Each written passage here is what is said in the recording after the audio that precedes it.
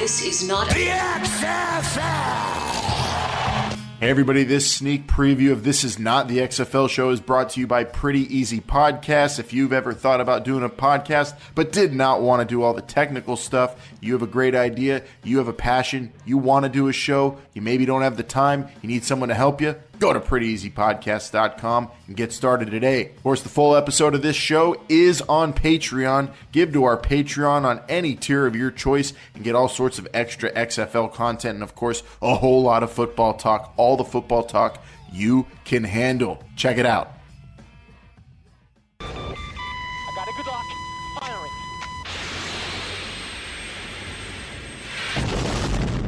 Woo! Splashboard!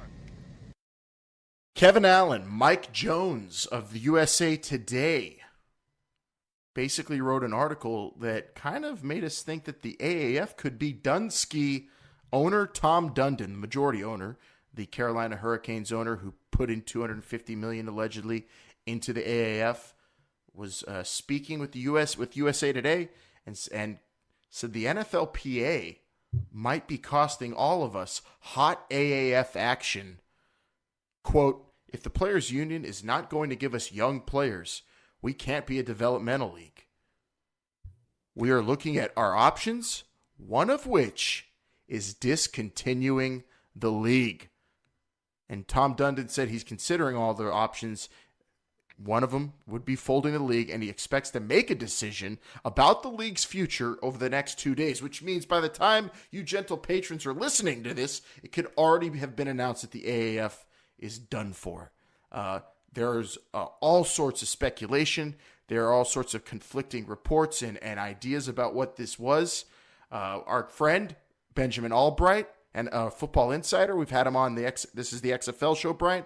He says, don't go crazy, people. This is the AAF basically using it as a negotiating tactic with the NFLPA, basically telling them, hey, this is serious. If you want a developmental league for your players, you need to, step up to the table and let's do this. He was kind of, doing the Conor McGregor thing, but except not on Twitter, saying Conor McGregor says he retires. Tom Dundon says, I'm folding the league, NFLPA.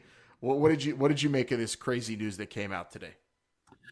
There's so many different ways to read this, and Benjamin Albright brings up a great point, which I think a lot of people thought about as well, is that this is a ploy, a tactic, somehow to get the NFL to bite on the fact that, hey, we need your players if you want this to be what we want it to be.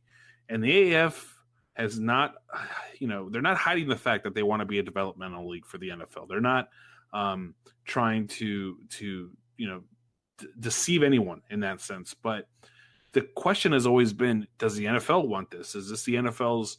And I think if the NFL doesn't have to pay for it, that's fine. They don't care, right?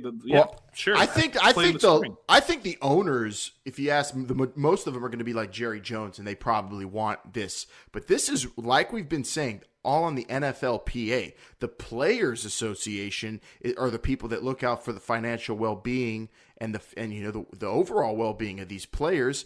And with the AAF, having these younger players or the lower tier players play in more games, and then also these guys maybe go back to the NFL and play basically year-round football. Injuries pile up. That affects money. That affects the futures. That affects the health, the well-being of these players. So that's what they're looking out for. That's why there is an issue here. And it was even cited in this USA Today article, Bryant, the unnamed players union rep. Did you see that part of it? I did. That was probably the most interesting part of this whole thing, Alan. And right here, I'll just say, I have it right here somewhere. The UNIA is founded on belief that using active NFL players and practice squad members for the AAF would violate the terms of the CBA and the restrictions that prevent teams from holding mandatory workouts and practices throughout the offseason. Okay, stop there before the next part. Okay. We'll pick that one off first. So, first part concern of the NFLPA, right, is, we have a CBA. Like, you can't hardly practice at all if you're an NFL team. They're so restricted in training camps now. There's no two-a-days anymore. There's none of there's nothing like it used to be. It's no pad practices. It's crazy. Yeah. It's crazy. And these coaches, I mean, they're John Gruden, when he got to the Raiders, went nuts because of how little time you really do have with a lot of your players in the NFL. So and that's because the CBA, that's what was negotiated. Well done by the NFLPA. Who the hell wants to be out in 103-degree heat with pads on? But that is part of the deal with the NFL. And if the AAF is part of the NFL and that's happening at that time of the year or even earlier, there's nothing in the CBA really about the AAF, but that does constitute practice and being involved in team activities at a time that's kind of restricted as of now with the current CBA, which we all know is coming up and is probably going to be a bloodbath when they have to renegotiate that thing. Throw in the AAF, it's even more messy. But go on. Yeah, no, just to double down on your point, we said this before. The